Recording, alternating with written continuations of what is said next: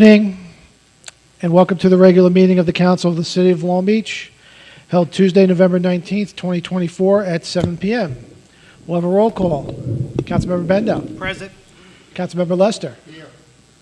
Councilmember Reinhardt. Here. Vice President Fiamara. Here. President Finn. Present. Let the record indicate the presence of City Manager Dan Creighton and Corporation Counsel Frank DeCranis. We'll now have a salute to the flag. Please place your right hands over your heart. I pledge allegiance to the flag of the United States of America, to the republic for which it stands, one nation, under God, indivisible, with liberty and justice for all.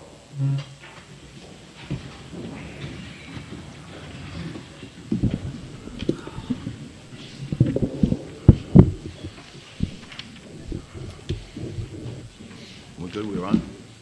You're all set. Go ahead. Okay.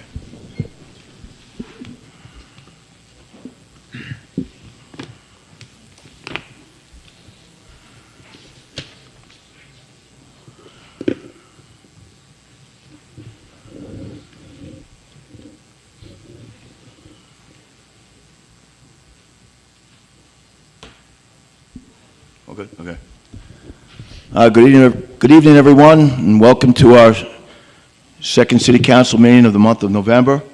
Before we get to the City Manager's report, I would just like to say a couple of things here. I think it's come to just about everybody's attention, especially the people who come every week and watch on YouTube, that our council meetings have become lengthy, unwieldy, and at times highly annoying, I think, to the audience and maybe even sometimes to the council members themselves. Many of the people have come to me and said, complained about the length.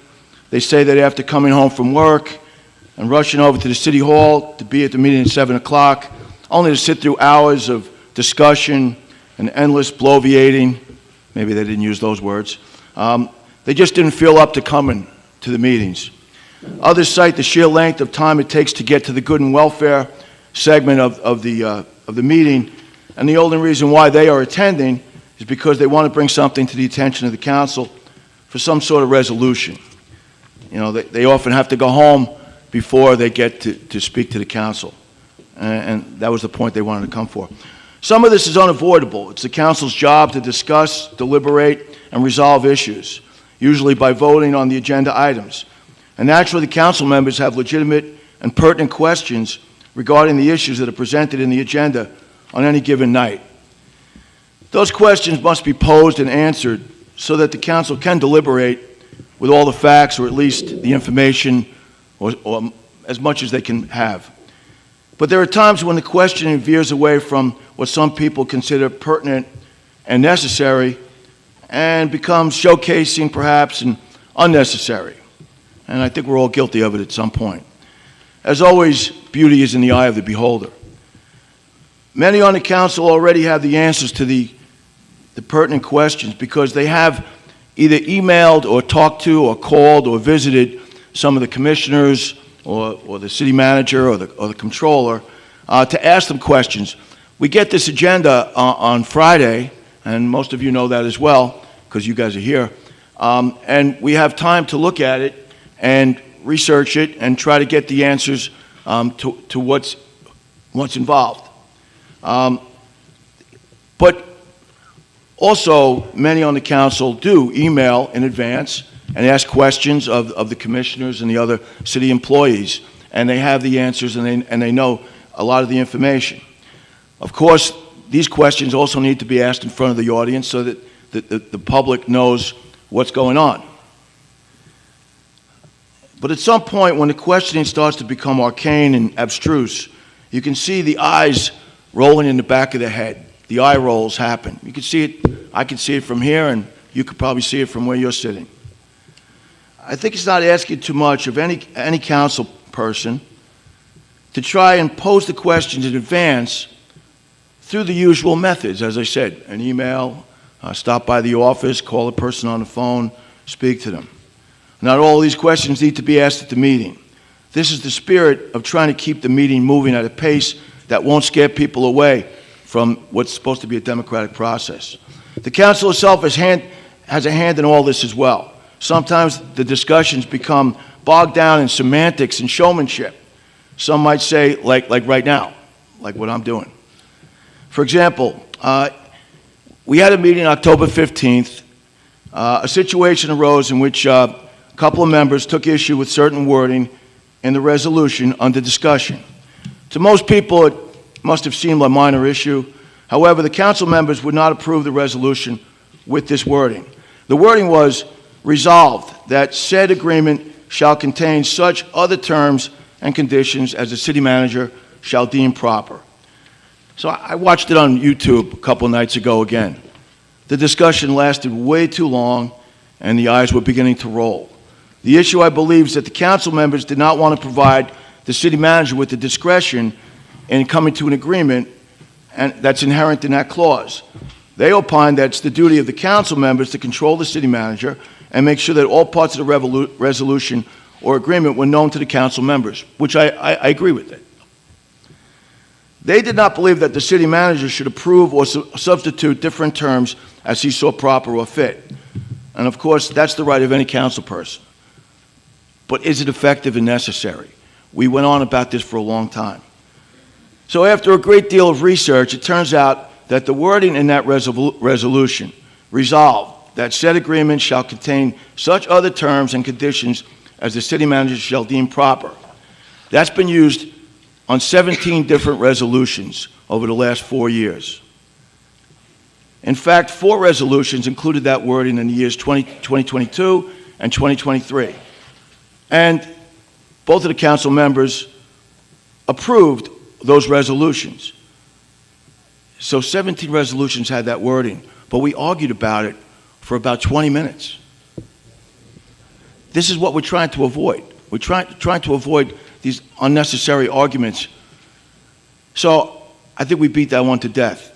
So I think the real issue seems to be that we do need to check every contract. We do need to read the contracts. And we do need to be informed on this. But we have to stop, I think, getting caught up in the semantics of this, especially those resolutions. So we sparred and jousted over that wording, and eventually it was voted on. So in the spirit of having a much more streamlined meeting with all the information, not cutting the public out of anything, I think it's important that we at least try to, modify the amount of, I'll call it bloviating, that happens up here. And I'm guilty of it right now. I just probably took this way over the top. But that's my point. We'll get to the city manager's report. So good evening, and thank you everyone for being here. I'd like to start out by commending our fire department on several issues. First, this past Friday, they responded to a house fire on East Walnut Street. The response was quick and ultimately resulted in dozens of firefighters on the scene with mutual aid from several of the surrounding communities. The fire was quickly extinguished with minimal damage to the residents and no reported injuries. Great job by everyone in the fire department. Thank you very much, everyone.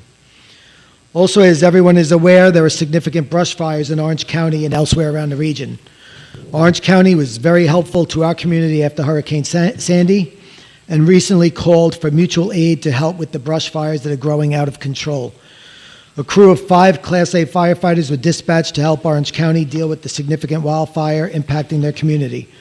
Our first responders clearly remembered the outpouring of assistance from their brother and sister agencies in the days following Sandy, and we're proud to pay them back. Again, they really did a great job. Thank you very much to everyone in the fire department.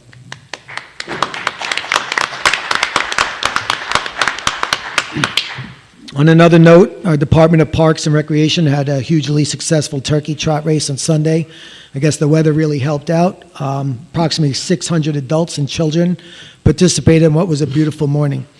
Congratulations to all the finishers, and thank you to our Parks and Recreation Department, our CSEA workers, and our staff for making this event very successful. On more administrative fronts, by this time, every resident and business in the city should have received a letter about a federal mandate to identify and remove all lead pipes in the city's drinking water system. Every municipality and or water provider in the country is undertaking the same initiative. The good news for us is that we will soon embark on our water meter replacement project, which will replace every residential water meter in the city. We will be able to identify the composition of every residential pipe during this process. Simultaneously, we are training our water administration personnel on how to identify pipes, how to identify lead pipes, so if they are reading commercial meters, they can begin to log the composition of those particular meters. We expect it to take approximately a year to complete our inventory, and we will be working in the interim to secure grant funding to help defray costs associated with replacing pipes. Our website has a wealth of information on this initiative, including how residents and businesses can self-identify the composition of their pipes. Please visit www.longbeachny.gov/lead to learn more. We do not see a large amount of lead pipes in the system, but we need to make sure that we are right in that assumption. So we need to make sure we do a full inventory of everything we have. Lastly, Thanksgiving is next week. City Hall and the Magnolia Center will be closed on both Thursday and Friday. Buses will run on the holiday schedule on both of those days. And the Recreation Center and Ice Arena will be closed on Thursday, but will be open on Friday. There will be no residential pickup on Thursday. Normal sanitation will resume on Friday morning, and we wish everyone a safe and happy Thanksgiving. With that, I'll conclude my city manager's report. Thank you. Thank you, Dan. Okay, on to the regular calendar. Item 1 has been taken off the calendar. Item 2 is a resolution confirming the appointment of members of the Zoning Board of Appeals of the City of Long Beach. Okay, this item is a fairly simple one. It allows us to reappoint Vinnie Lease and Barry Alton to the Zoning Board of Appeals for 3-year terms.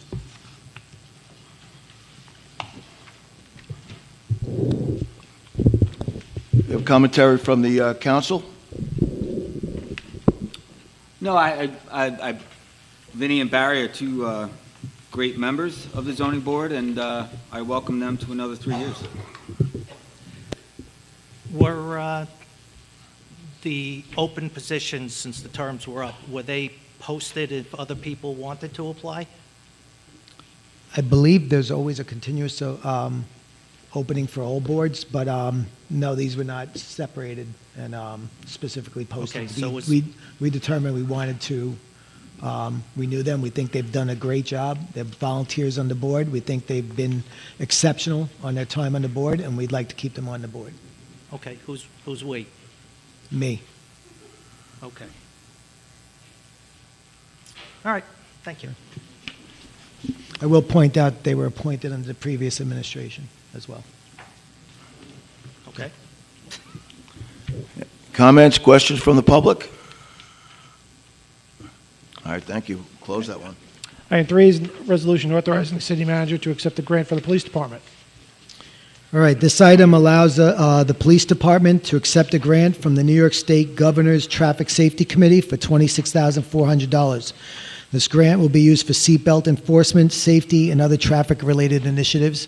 Rich DePalma is here if you have any further questions.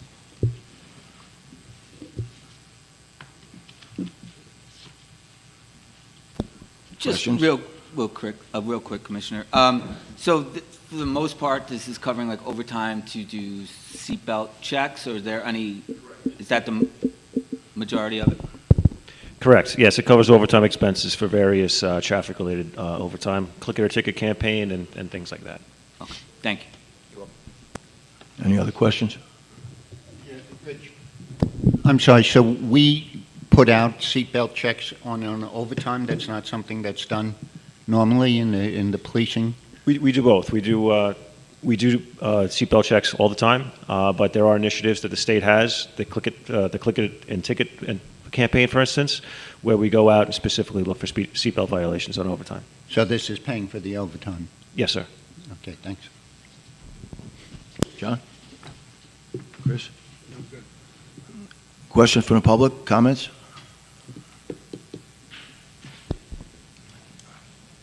I think I recognize you. I think you do too. You have a jacket on. James Hodge, here as a private resident and taxpayer here in the city. I know sometimes we speak about when the governor's office may do something we don't like, but I didn't hear any council member thank our governor for this grant, like many others that they have thanked maybe in another party. So I'll just say, thank the governor for this grant to grant us overtime to be able to do enforcement and overtime. And so as a resident in this great city by the sea, I just happen to live by the bay, thank Governor Hochul for this grant to our great city. Thank you.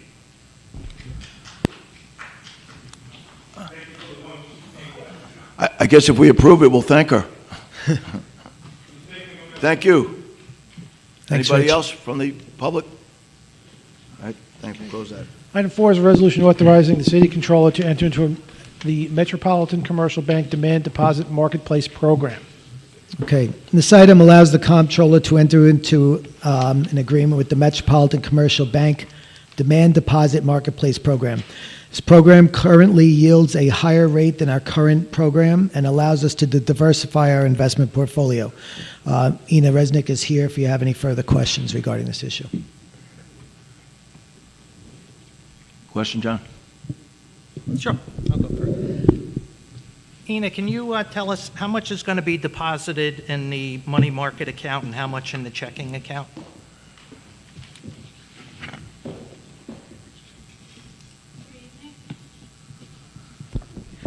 Hello, good evening. This is Ina Vrasnik, City Controller. So once this is approved, my office will analyze what will make sense in terms of depositing into this money market accounts and with Metropolitan Bank, and we'll move forward with that. I cannot tell you the exact number right now because it's a living environment, dynamic. So we'll be analyzing it based on our cash flow. If I can add to that too, we also have to check at any time what the rates are with this program and with our other programs, and we'll always be looking for which one gives us the higher yield at the time. And which was my next question, what are the interest rates? Okay, that's a very good question. So to answer that, I have actually a representative here from the Metropolitan Bank. Here's Deanie Tatz, and he will be able to answer all your questions that are specific to this program. Hi, good evening, Council. I'm Denny You'll have to Teets. pull that up to you. Sorry, They're sir. going to complain if they can't hear you. Yeah, pull it up. Yeah, there you How go. about that? Is that better? Yeah, thank you. Good evening, Council. I'm Denny Teets, a representative for Metropolitan Commercial Bank based in... Like I said. We tried to warn you. Yeah, use that one. That'll be better off. Number 3.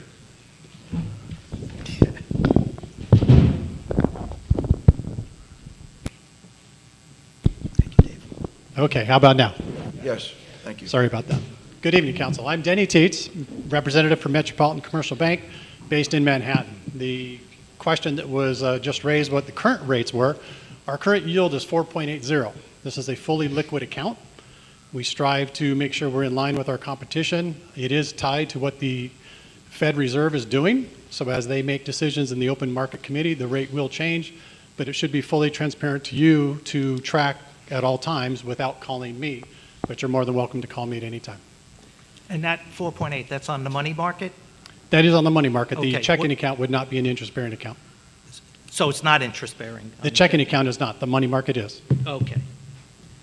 And what are the, in doing my research on it, I saw the accounts can be insured up to 50 million or 100 million, but what I saw was for nonprofits and trusts and things. I didn't see anything about municipal governments. So, And the municipal entities follow along the lines of a traditional corporation or a business. And so that standard FDIC threshold is actually 250,000, but under this program, it can actually go up to 50 million. The reason why you had seen 100 million, this program can actually be used for individuals, and a couple, an individual, a joint couple, can actually have double the amount of insurance. So they could actually be insured up to 100 million. okay, and I guess my last one, which really isn't for you, but so we're supposed to get monthly budget status reports, and we have not gotten any since March. So in my mind, this kind of raises a question that doesn't have to do specifically with entering into the process to do this, but not knowing the financial condition of the city at the moment kind of makes it hard to vote when we don't know where we are financially. I'll try to answer that. So, John, actually, the September 30th report is posted on the transparency portal. That's the most recent report. On where? Because I looked all over the Transparency. I'll send you the link. Transparency. website. I looked on I'll the get them. transparency portal. The last one posted is March. I'll send you the link.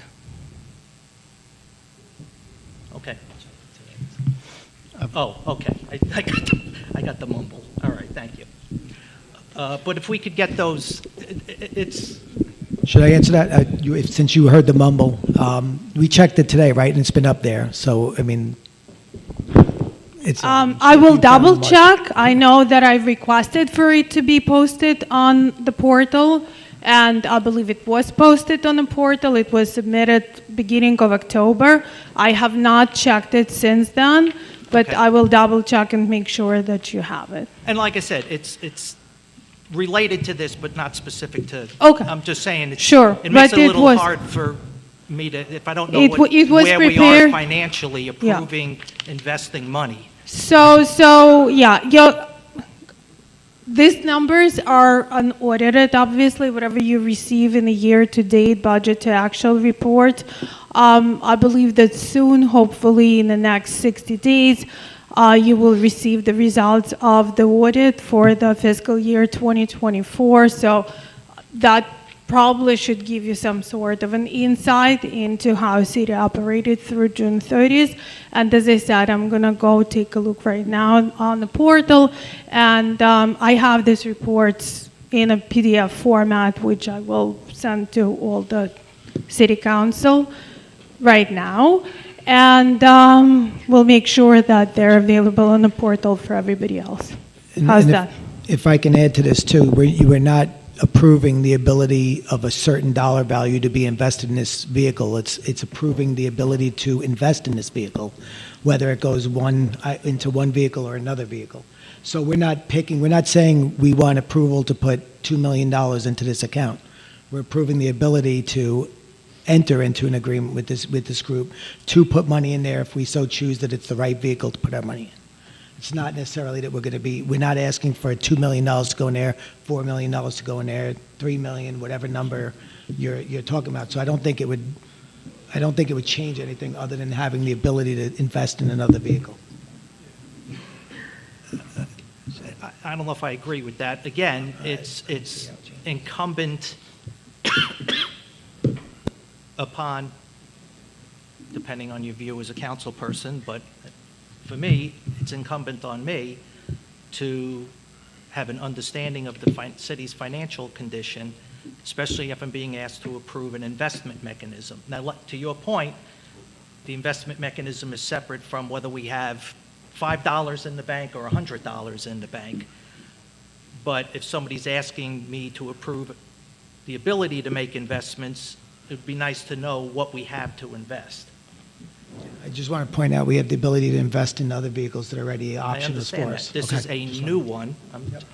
So, Okay. I have a question. The rate you're talking about, 4.8, how often does that change?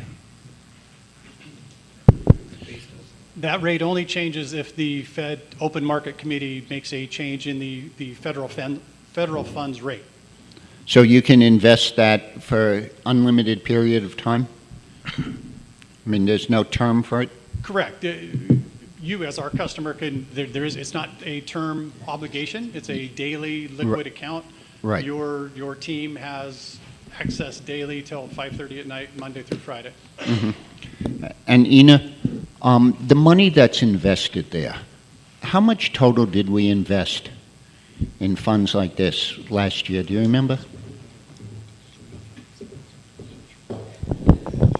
Yes, we invested about $15 million of the operating fund and $10 million of the capital funds. Okay, and that the capital fund comes from bonds that we've gotten but we haven't used yet? Yes. Okay.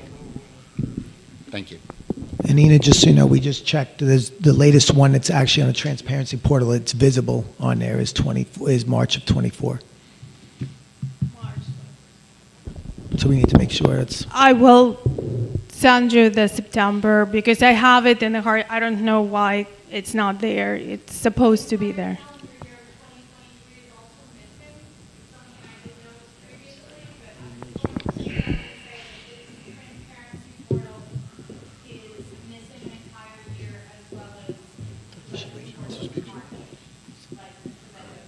All right, thank you.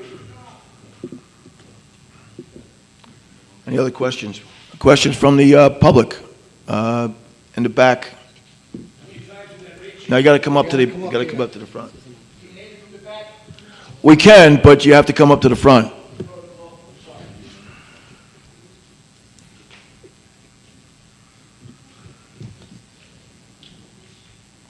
No, right here. Right. It'll work. You just got to speak Hi into the there. mic. Yes, Can I get your name, please? Michael Boyle. Thank you. How many times has the rate changed within the times that we don't know? What are we missing? Well, you can answer that. I'll answer that specific to my bank and the program we have proposed. It only changes when the Fed changes rate. So there's been a couple of changes recently. Prior to the pandemic, things were incredibly low. And then after the pandemic, things took a pretty significant rise where yields were over 5+%. And they were that way for at least, I'd say, 18 months to 2 years. And the only change that recently has taken place by the Fed was on September 18th, where they reduced it 50 basis points. A lot of times it's in the news, you'll see it in the business section. And then they did do another one, 25 basis points, approximately 2 weeks ago. So we do not make the decision to change the rate. It's only done whenever the Fed Open Market Committee makes a decision. And it goes either way. It can go up or it can go down. All right. Thank you. Mike? Different mic. Mike Delory, Long Beach. Just two questions. Is it Tom? Denny. Sorry, Denny. What other municipalities similar size have gone this way now? And the second one is, what type of authorizations do you need to do the transfers internally from? I'll give you an example. We collect a large amount of taxes in July and January. You could have millions of dollars there, and it depletes month by month by month. If Ina and or staff members want to invest that in or increase what's there already, what type of authorizations do you need in advance of setting this up?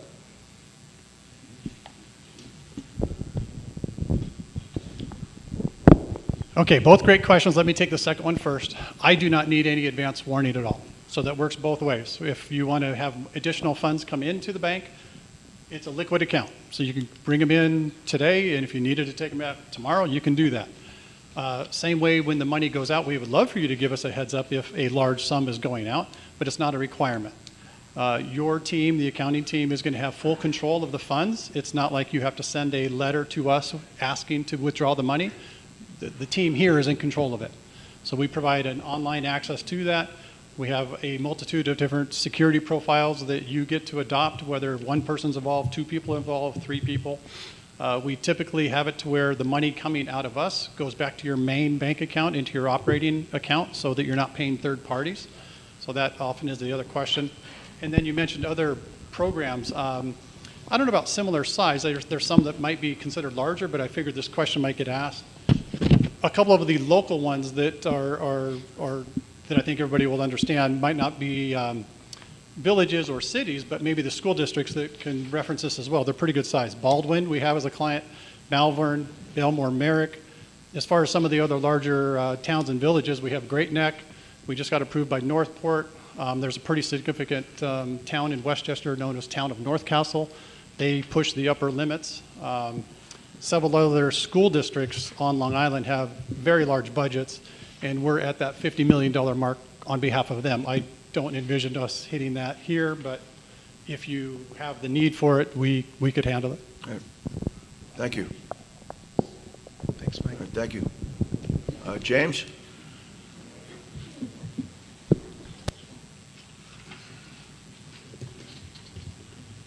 James Hodge, 95 East Fulton Street. Teddy? Danny? All right, Danny. Thank you so much for being here. Most likely, I guess, generally when the majority of council brings someone here, it may go through, so you don't have to be so nervous. I don't know how it may go, but Ina brought you here, so. But my question is to you, Daniel. Thank you again for being here, and thank Mr. Boyle for the question. When residents come, it's always great to hear different questions from our whole city, because I love learning from everyone in this city, so it's good he asked that question. Let me ask you, there is so many nonprofits in town, and I know this is a contract with the city, but is there anything that Metropolitan would be able to do in helping our nonprofits here in the city of Long Beach with Metropolitan and all that you do, if this contract goes through or not go through? I'd just like to ask people that's doing business with the city to always think about nonprofits in our city. We definitely have a program in place. The majority of the banking industry has to have a Community Reinvestment Act department. We have one of those as well. We definitely can't tie it into any kind of contract that we're doing with the city, so obviously that's not part of this. But hoping to hear any ideas. This same program, the whole point of it is to protect an entity's financial well-being through FDIC insurance. I know we hear the word investment a lot. Mm-hmm. This is not an investment product. It's a bank account that can provide an enhanced level of FDIC insurance. So it's not like you're going and putting the money in the market. This same program is available to all not-for-profits, regardless of their size. We don't charge any fees for anything. That includes the city. But even if you have a local not-for-profit, we can provide banking services at no cost. The only thing that might change is we might not be able to offer the same kind of rate. The city is in a particular division of the bank where we are offering a preferred rate because of the dollars we're typically handling. Okay. But the same functionality and protection for FDIC is available to all not-for-profits across the board. All right, I just wanted to ask, and I'm not saying if the city goes through, that's why I said if the city goes through with it or not. It's just I want to make sure you know, because you're here representing Metropolitan, that there is tons of nonprofits. Nonprofits generally always need help for all of the excellent work that they do in our city, and I love standing up for nonprofits, so I just want to put that out there to you, whether they bank with you or not. They're great nonprofits doing a lot of work, so please take that into consideration. Thank you. Thank you. Thank you. Any other questions from the public, comments? All right, thank you very much. We'll close that. Thank you. Thank you, Danny. Thank you. Item 5 is a resolution authorizing the city manager to purchase a PHC-12 freestanding laboratory analysis station for the water purification plant. Okay, so this item allows us to purchase a freestanding laboratory. As mentioned, it's an analysis station for the water purification plant from Eagle Control Corporation. Russell Darris is here. I don't know if I saw Charles Bernard here. If you have any further questions. I don't see Charlie. So Russell's here. Questions? Sure. What's the lifespan of this? Roughly 25 years. Okay. Does it come with any warranties or, anything with any warranties, any length of time? So under the contract, it would be a 1-year warranty, and then after that, the city plans to enter into a service contract with the manufacturer to continue the maintenance on the product. Okay.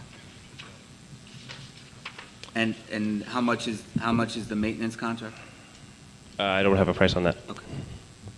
Chris? My question was the same as Mike's. How much is the contract, the maintenance contract? So in that 25 years, what do we spend per year to maintain this? Could you repeat that? Yeah. In the 25 years lifespan, let's say we get 20 out of it. Can you hear me now? The maintenance contract, how much does it cost us per year? So it's showing an initial cost here of $35,000 for the unit itself. What is the maintenance cost per year? I'd have to get those numbers for you. John? Is this replacing a piece of equipment, or is this new? So this is replacing an outdated piece of equipment that we currently have. It's the piece of equipment is 25 years old, and the equipment is outdated. It's past its useful life. The current company that maintains it is no longer maintaining these equipment, so it's time to upgrade to the most state-of-the-art equipment for the city. Will the staff need any additional training for the new equipment? So included in the contract is the training for the So it is the staff. included in the Yes. price? Yep. Okay, thank you. Yeah, do you know what we were paying in the old company for the maintenance? I don't have those numbers, but we can get them. Okay, and what does Town of Hempstead use right now? I'm not sure. We could find out, but Is this something that... So this equipment is this Eagle Control equipment is this top of the line equipment that is industry standard across the board.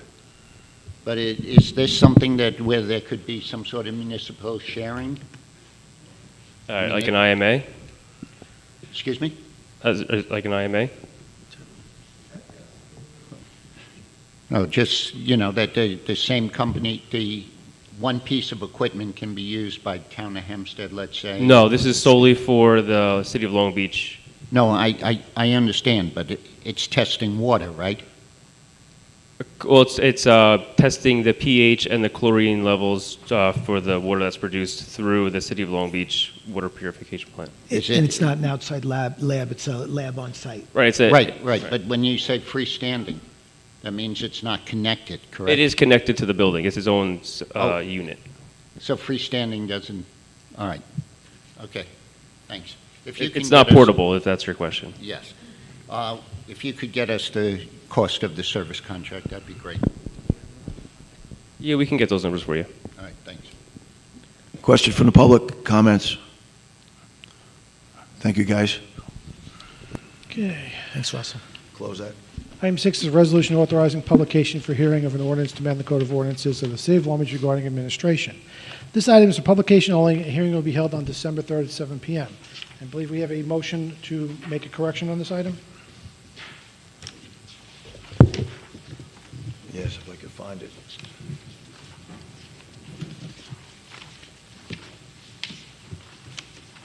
I'd like to make a motion to make the following changes to the item. Under Section 2-31, Rules of Order, subsection G2, change the word his to their. Change unless further time is granted by the council to unless further time is granted by the presiding officer. Subsection H4, change consent of the council to consent of the presiding officer. Subsection I, change if the council consents thereto to if the presiding officer consents thereto. Finally, under Section 2-34, work sessions, change temporary president to vice president. Do I have a second? Second. Voting, Councilmember Bendo. Yes. Councilmember Lester. All right, currently, the charter gives this power to the council, and in the original resolution, it was given to the council. Now we're taking the power away from the council and giving it only to the presiding officer in 3 different places. I don't understand why. It's worked for all these years. I don't see what's wrong with it. I think it's the job of the council, if the council wants to allow somebody to speak, to allow them, whether the presiding officer, as long as 3 members of the council want it, whether the presiding officer doesn't want them to speak or not, I absolutely vote no.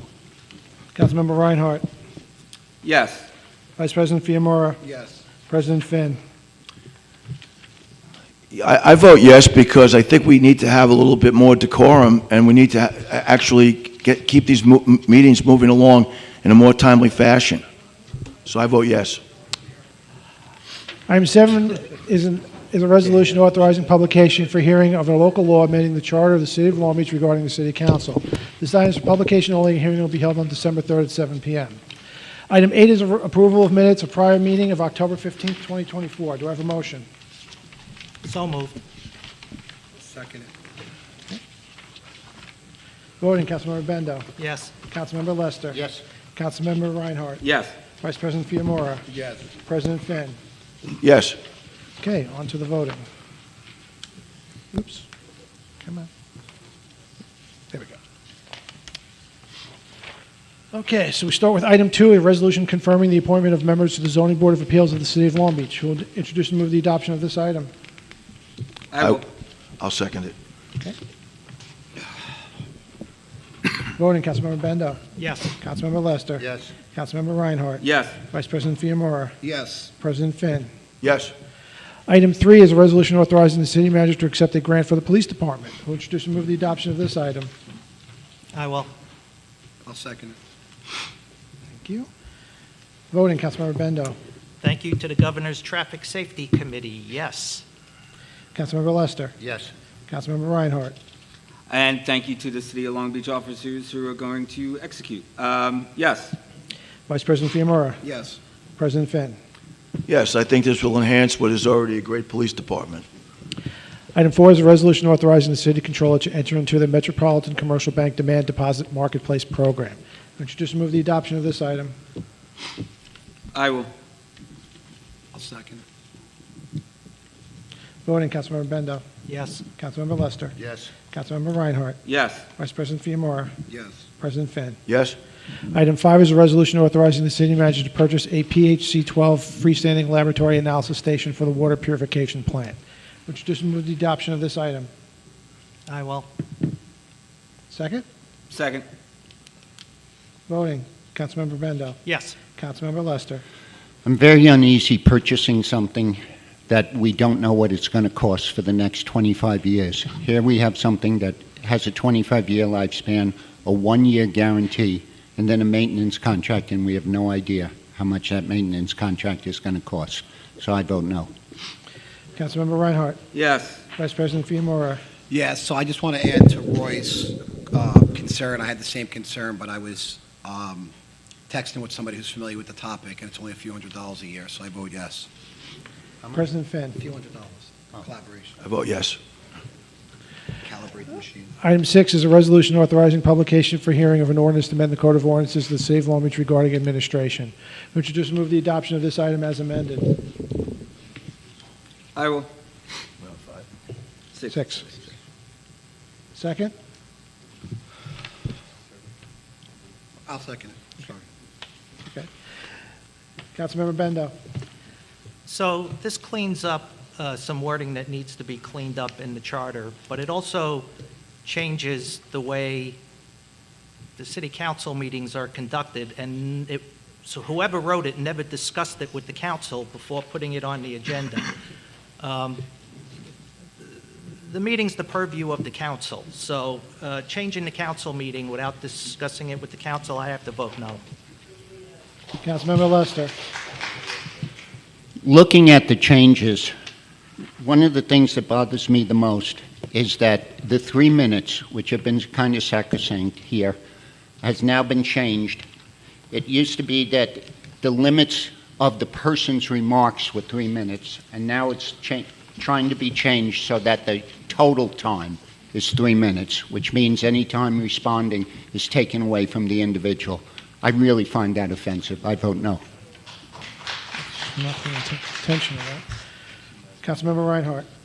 Again, this is a resolution authorizing a hearing for this next meeting.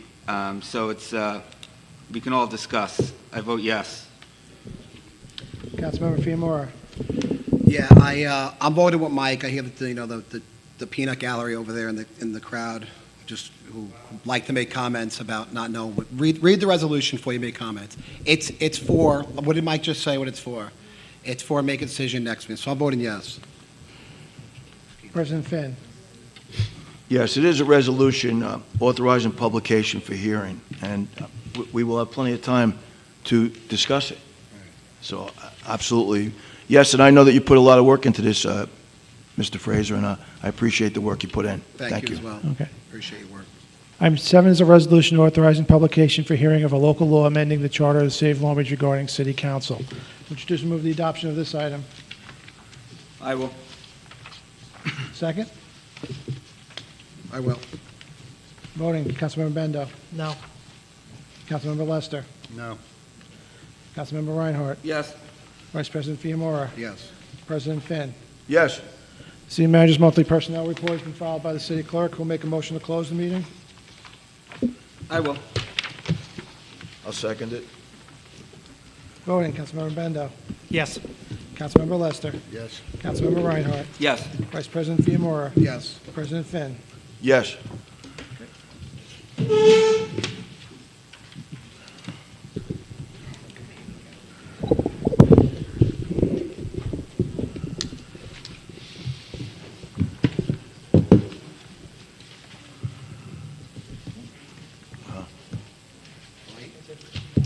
All right. Jen Sarafin?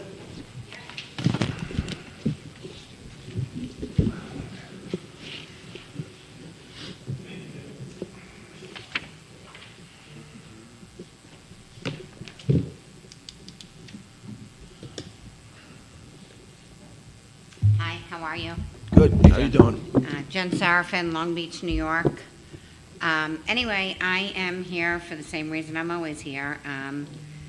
So I am coming also, we went to a Town of Hempstead meeting today, also try to get the moratorium on the best plants to make sure Propel New York isn't going to come through. And then we just listened to a webinar tonight about the Nantucket. We're still going with that. We are hoping that everything is going to come to a stop January 20th, but there's no guarantees. And also, even if that stops, we don't know what that means in 2 years, 4 years. We want to try to make sure there's legislation built. But the Nantucket residents, even after that blade, they're still trying to do more projects. So we don't know what that means. Remember that if they put Empire 1 in our ocean, those blades can wash up on our beaches. That means our tourism's done. We know you guys said you can't do something to stop them never alienating the beach, but if in a year or 2 years you're not here, we don't know what that means. So we don't know what we can do. There's going to be a letter coming your way about the cost analysis that we hired that Ed O'Dowd. We're going to ask all of you to sign it. It's going to help cement some stuff, so it's going to be emailed to you in the next few days. But remember, they're still fighting because of their good neighbor agreement, and we're going to watch for that link. There's a link you can watch all that and see what they're going through. It's not good.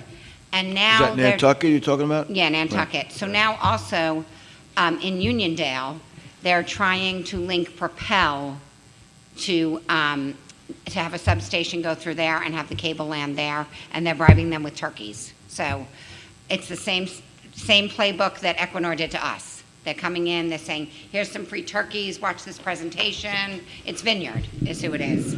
So it's really not funny, but that's I don't mean to laugh. Yeah, I just but mean that is what's going on. the fact that they use turkeys, like, yeah. is sort of so, metaphorical. Remember, John, how they were going to, how they came here and what were they going to do, build a park? I mean, it's the same playbook, and they're going to the environmental justice communities. So now they're in Uniondale. Originally, they said that substation was going to be in Garden City. It's the same neighborhood, but now they're calling it Uniondale because it's like across the street. So it's all the same companies, like it's Vineyard Wind or it's Equinor, but and I think they're coming through Jones Beach now, and then they're going to land there. But they're going to come to Island Park. They're still going to come back to Long Beach. Don't think they're not going to come back through here. But it's all going to be in our ocean. So it's going to affect us if a blade breaks. None of that is going to change. I just want you guys to stay on it and know what's going on. So you know, Yeah. I mean, you have to be aware, because they're not I going away. appreciate your vigilance. And I'm hoping, like I said, I mean, I keep thinking January 20th is going to be a big change, but we don't know what can be done and what can't be done, Right, so. we don't, yeah. Okay, so thank you. Thank you, Jen.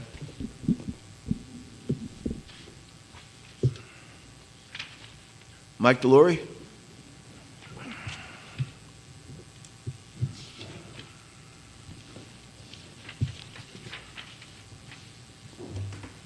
Good evening, council members. Mike Delory, Long Beach.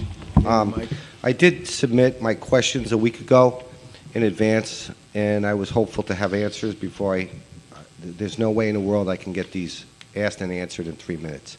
So are any questions? I answered one. I know you did. Yeah. But there are many others. So I don't want to take up my 3 minutes of asking the same thing I asked a week ago. So is there anything that you could include before my 3 minutes is used up?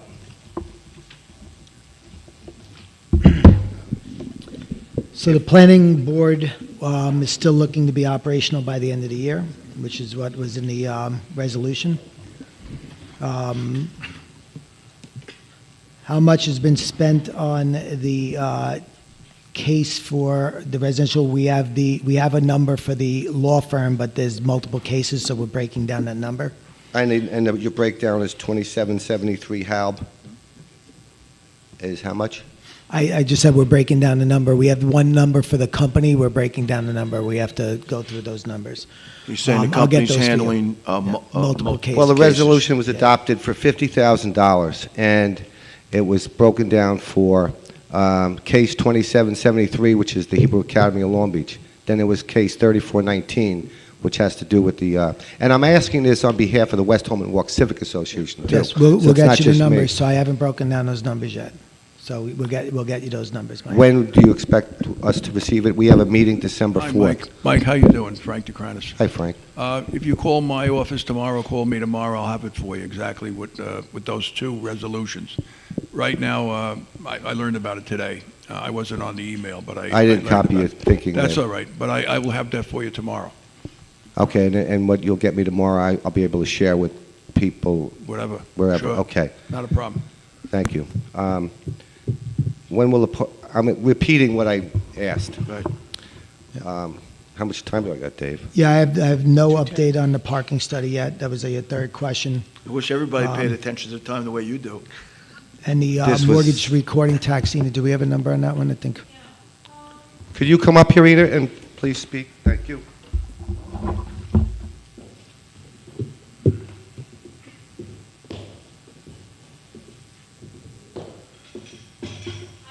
Hi, Ina, how are you? I don't know. You tell me. Did you get a copy of this, too? Yes, I was away for a couple of days, but if you will tell me specifically the aspect that is a concern for you, I'll be able It's not to. a concern. It's the mortgage recording tax revenue for fiscal years ending June 30th, 2021, 2, 3, and September 30th, 24. I assume that there's going to be a gradual increase in the amount of money.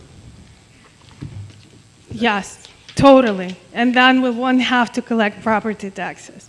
Just kidding. So 21, 22, and 23, you can actually get from the website, from the budget. It's all the prior year actual numbers are incorporated in the city's proposed and adopted budget. So these numbers are on page GF4 of the adopted budget, which is posted online. Dave, if you don't mind, if you can bring it up. Yeah, I have them here if you want to. Yeah, I have. Which Go ahead, page? but I have that. What page? GF4. It's line A0030430005. It's in the budget, Mike. I apologize for the members in the audience. I thought I would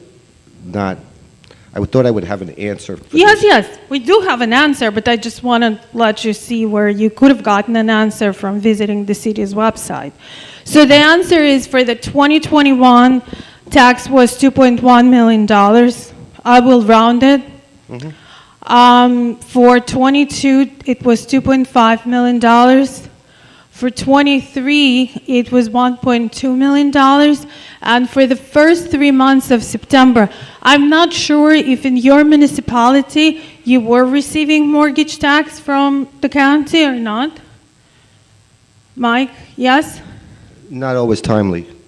Okay, so same as here. Usually it's on a lag of about 5 months. So for the first 3 months of fiscal 2025, which ended September 30th, 2024, I expect to receive this by end of March of 2025. Okay. The point of my question was additional revenue from the super block. That's basically. So that was incorporated into their couple. That's why I asked you what the concerns were. So we had to take a couple of assumptions while preparing this. The super block has a total of 192 units. Those are condominiums. Yes. Right. So I've estimated about $1.7 million as an average price. Again, it's an estimate, an average. Looking at the actual sales in the last couple of months, it was actually a pretty good estimate. Right. Some sell over $3 million, close to $3 million, some are close to $1 million, but I think that 1.7 will stand. Then, as you know, probably there is a very complicated formula as to how it's calculated. But basically, if all 192 units will sell, it will generate about $327 million worth of total sales. Correct. Of that, we assume that 80%, which is normal, will be mortgaged, right? So the tax, I can walk you through the formula, but just to skip the steps, about 0.39 of 1% Right. is received by the city as a mortgage tax of the total mortgage. Right. So that's roughly $1 million. Would you say that we're doing better than we expected We don't. financially on the estimate? No, I don't have, as I said, I wouldn't have any actual numbers in order to reforecast because my first quarter of fiscal 2025 will only be received in March of 20. So based on the sales, I think it's okay. What I did in budgeting this was taking 2023 budget and just adding $1 million to that. And you could see that the 2024 budget is $2.2 million compared to $1.2 million of actual 2023 revenue. But compared to 5 years ago before those buildings were built, we're doing better. Because you wouldn't have any mortgage. So the major factors of this revenue are like three. It's the sales price, any new developments, Right. and the interest rates on the mortgages. Usually you use like 30-year for fixed mortgages. It fluctuates from year to year, right? So it depends, like if there is a lot of sales this year and then the rates will fall drastically in the next year and everybody will rush to refinance from this specific revenue source, it can go up to $5 million. And then this is a very not stable revenue source. I Yes. get it. Thank you for allowing the time because, thank you, Lena. I ask these questions only because I know if I did not ask them publicly, I would get the answers, but sometimes it's good for people to know, well, what else is going on. I have a bunch of other questions. I don't know if you can allow me the time, but it's the Army Corps of Engineers. We did have and probably still do have a coastal engineer that the city has consulted with over the years, and they usually come once a year to evaluate the coastline, do a report. I imagine they advocate for the city to have the Army Corps work towards sand replenishment. Would that be somewhat accurate, Russell? Yes, that inspection just recently happened. Okay.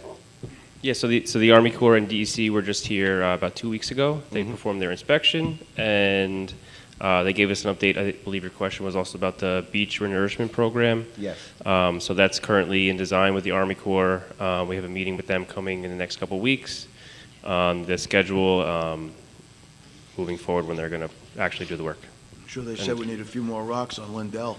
Well, yeah, and there's part of this program. I mean, it's a 40-year program with 8 different phases of 5 years phases per. Yeah, right. And I think, at the start of phase 2, roughly. But yeah, we need jetty replenishment or groins on Washington, Monroe, Magnolia, Arizona. and Neptune. And that's probably in the report. It's actually changed the face of our beach. Yes. Every beach is different now. On Grant, there's a sandbar that runs out on the east side, on the west side of the East Jetty. Right. It runs all the way out. You can walk out next to the jetty now. So I mean, this is something either they foresaw or maybe they didn't. You know, they didn't foresee this. I don't know. I think they foresaw some erosion, but they wouldn't know where it would occur and how bad or how not. I mean, Yeah, to give you a little update on the project, or I guess a little background more. So when the Army Corps originally did the study, I believe it was back in the 80s, they didn't include every single groin for the city. So during construction, we tried to pick and choose which groin would best protect the beach. So the groins, the beaches that you noticed the largest erosion from, those groins were not rehabbed. So we're working with the Army Corps on a new grant program where they are going to rehabilitate those remaining groins. That's still in its infancy stage, so once we hear back from them, we can gladly give you an update on that. Because this discussion, I'm sure it was going to benefit a lot of people out there that say we're losing sand, what's going on. So this is like a public service announcement that we are working on. Absolutely. Yeah. I've been thinking about the fact that someone from Long Beach should be involved, you know, a Long Beach lifeguard, let's say like a guy like John Scuden or somebody, should be with these Army Corps guys, when not just limited to John, but other people who... I don't want to interrupt you, President Finn. We were, with John Mirando, and we started in Point Lookout because I was there at the time. And then we actually, accidentally, we were on the boardwalk and we go into New York Avenue, and the DEC and people from the Army Corps, it was, John Scuden just happened to be riding his bike on the boardwalk. How unusual. And I stopped him. I said, John, would you mind talking? And I introduced them to the people that were up there, to talk to them about the beach erosion and the beach itself. So they did have a conversation I wasn't privy to, but it was about 5 or 10 minutes. So yeah. I think you were thinking ahead of what was going on. Yeah, well, somebody wasn't. You know, that's the problem. Also, during our last inspection, our beach maintenance crew also travels the beach with myself and the Army Corps and DEC, and they're on the beach every day. They see how the beach reacts to each storm and the tides, so they give their input as well. And I just want to make a positive comment on Russell, the DPW, the Water Department. As you know, there's a big project going on in the Walks area. Novelli's been great. I met Russell at like 8:45 one night on a water main break. So sometimes you need to hear the good things that are going on out there, too. You can come up anytime with that stuff, Mike. You know, it is. They really... Thank you. All right. Well, thank you for additional time. Thank you, Russell. Thank you for recognizing Russell. He's a great employee. Thank you. Thank you, Russell. I know you work hard. Appreciate it. Another hard worker, James Hodge. Well, Russell, you did a great job. I hope I get an extra 10 minutes while I get ready to speak. Russell, you did great. You don't got to run it, James? No, I'm just wanted to see if I get some extra time because run after up to the microphone, that's all. All right, well, don't take my time, Mr. Chairman, because as we see that it's up for hearing that the presiding officer wants to take all power in his hands. I don't think it's fair that something has been working and has been working for residents to come here and city council have been able to make a decision. and now you want to put all power in your hands. It sounds like a president that's coming in our country want to put so many things in his hand. I think it's wrong. I think you shouldn't take the power out of the council hands and just put it into the presiding hands. So that's my opinion. Do you want an answer on that? All right, stop my time. Go ahead with your answer. I did not write one word of that. I did not make one change. That had no input from me. Okay, you don't have to make it, but we're not stupid here. You have problems with Roy speaking or others speaking, and you want to find legally, so you talk to your legal person to say, write it up, and then I'll agree with it, and the majority will vote on it. So that's why everybody voted for it to move on to hearing now. Or whoever you told to write up, or whether you told them, get the information, because obviously that's why you led on with your opening statement to kind of talk about why we need to do this because our eyes are rolling. That's part of democracy. And that's why democracy is so important. 2 years ago. Chris Famara is speaking, so let's stop the clock. No, I'm worrying about you. I'm worrying about you because, okay, I'm worrying about you. It's my time. Thank James, you. There's no need to be hostile. No, here. it's okay. I don't know if you can hear me, so I'm speaking to you, Chris. So you said about a peanut gallery. Yeah. How dare you be disrespectful? How dare they be disrespectful to me? Hold on one No, you second. hold on. Okay, so I'll hold on, but Yeah, you go ahead, tough guy. Go ahead. Yeah. You want to talk? Go ahead. Because I treat people with the respect they treat me. The same thing I tell my 16-year-old daughter. Why don't you grown-ups learn from it? Okay, so why don't you understand that they're old enough to be your grandmother or your mother, and they have helped change. Act like hold it. on, they have Act helped like it. change this city of Long Beach, Republican or Democrat. And how dare you be disrespectful? So I had to look up what peanut gallery means. Of course, it was talking about the cheapest thing that they can throw at entertainers when they didn't like them. But nowadays, it's related to unimportant opinions from people who are loud or should not be listened to because they have nothing substantial to say. How dare you, as a council person, speak to some of them there that has been part of the history of our city, whether you're Democrat, Republican, a registered voter or not? Don't be disrespectful to the women in our city, because we see that already with the leader that's coming in. I respect you as a council person, but I dare not stand up and address you and say one of those women are respected. My former teacher who's passed away, Mr. Giles, he's a former Marine. If he was here, you would have issues. Mrs. Oldham, who helped break so many cultural barriers. How dare you, just because you hear a little murmur, say a peanut gallery and be disrespectful to these women? They were just mad about what was going on. That's part of democracy. So I wanted to stand up here to say to you, why don't you say that to a bunch of men when they come in here? Okay, don't be disrespectful to these seniors. Some of them are over 80, man. Right, I respect you, Thank you very much. as a council member, but please respect the seniors and individuals in our community. Thank you for expressing your opinion. Thank you. Huh? Good I show. said thank you. Great job. Thank you. Good show? It's not a show. Yeah, we can talk outside. You already know. Huh? And that's it, everybody. There are no more It's over? good and welfare, so you're the last speaker tonight. Okay, he That's- said he wanted to talk to me outside. No, the time's up, and you want to continue talking. Oh, yeah, let's talk. Let's talk. You know me, Okay. brother. Talking is the way to solve problems, right? Talking and listening is how we solve problems. Thank you for coming out. Please arrive home safely. It's been a very good meeting. Thank you.